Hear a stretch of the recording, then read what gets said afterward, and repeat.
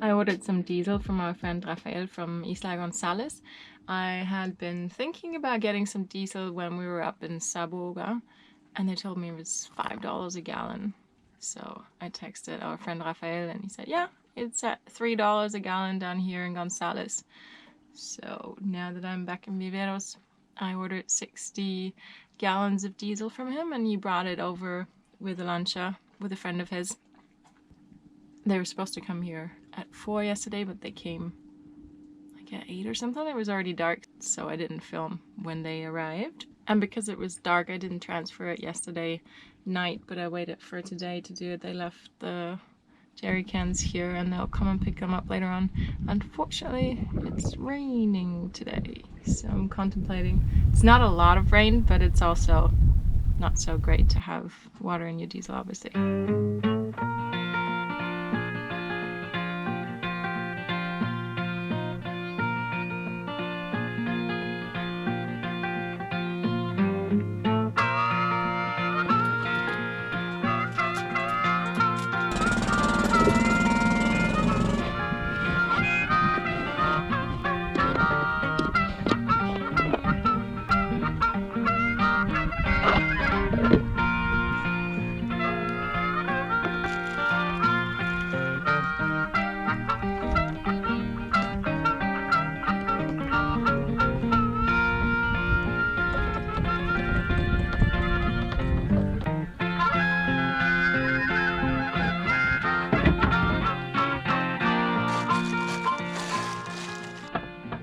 I have a highly elaborate gauge for the tank.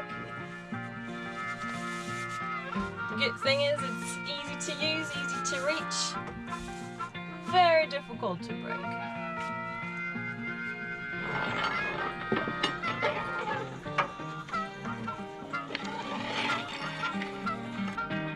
So that's about a third of a tank that we have right now, which is about 130 liters. I can fit 400 liters of diesel into my tank, and now we're at about 130, so we still have a lot of room. I got 60 gallons, so that's about 240 liters, well, a little less, 220 liters, I guess. With that, I should be good.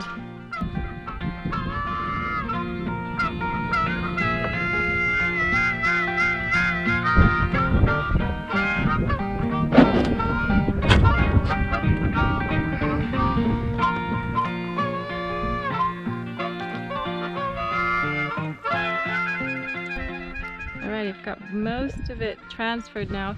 I'm gonna put 10 gallons into jerry cans here on deck just for emergency, in case anything happens with the tank or the lines or whatnot. So I have 2 5-gallon jerry cans for emergency use. That should be enough to get me into something safe.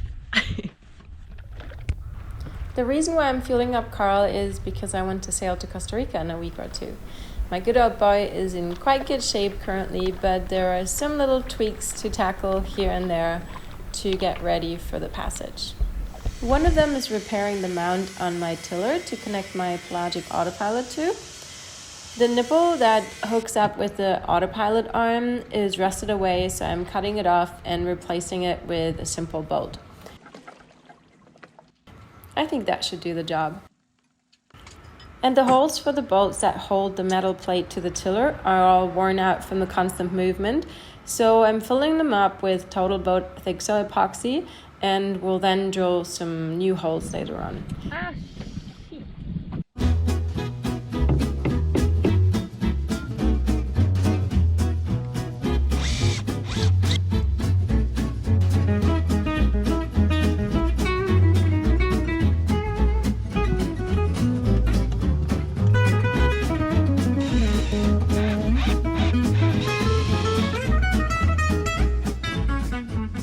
In the long run, I should probably make new holes in the plate and in the tiller, but I think for now, this fix will do the job. Alrighty, done. What's next? This morning, we're off to the village of San Miguel because we're getting our second COVID vaccine shot. Don't ask me how I got hold of that. We know some people here in the island, so. It's about a 40-minute dinghy ride, and Paul is just gonna come over and pick me up with Pecky. It says dinghy. And we're gonna zoom over there.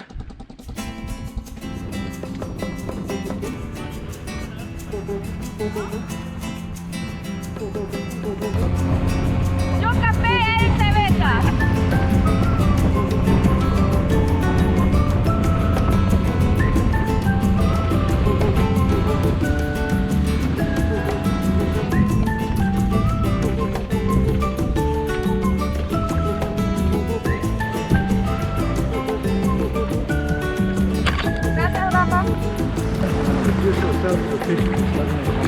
Sorry.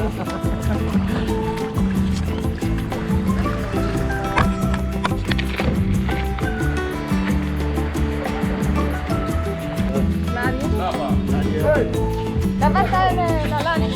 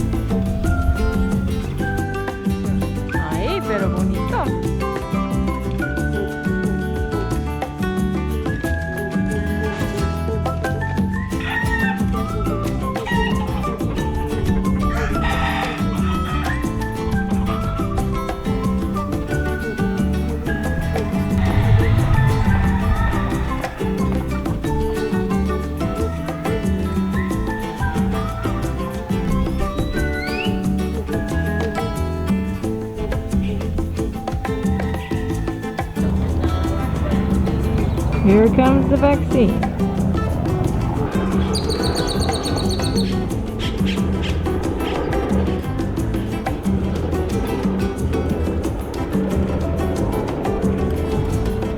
¿Llevas el perrito? Ah, no, se quedó en el velero.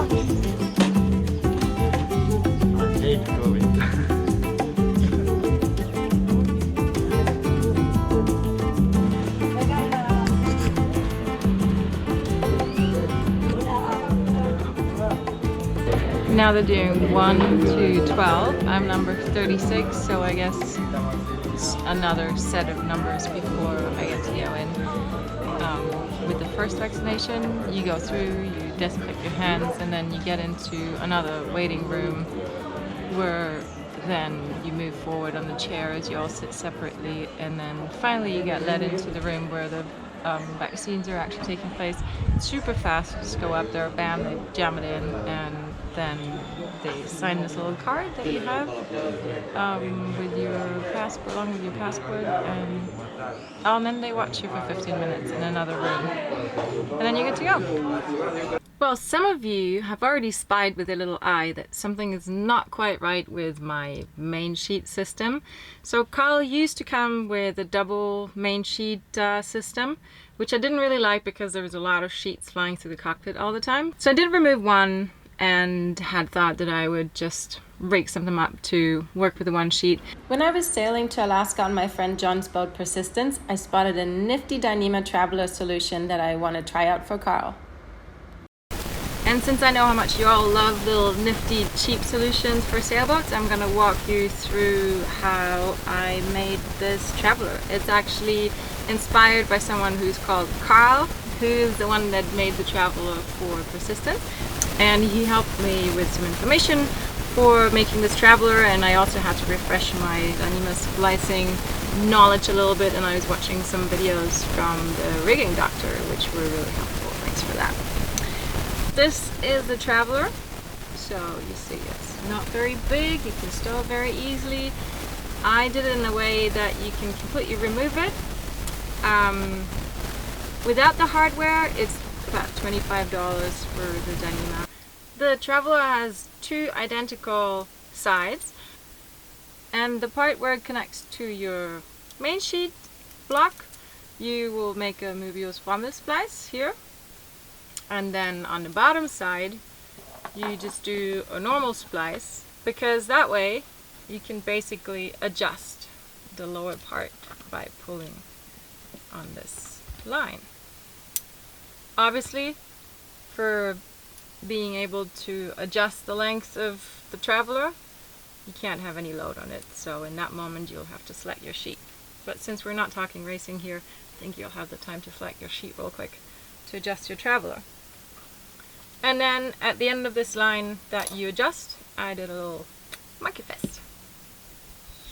To figure out the length of the dyneema you need to make this wonderful piece of traveler, I did a highly sophisticated drawing. So first of all, you need to measure your maximum length of line and your shortest length of line. And that basically gives you an indication on how long this loop will have to be minimum and maximum. And then obviously you also have defining factors that you need to bury your splice for a certain minimum amount of line, which is the diameter of your dyneema line times 72. And then I also, with the leftover, I made some like tiny little soft shackles. That's it. Done. Biggest scissors in the world. It's a bit ridiculous.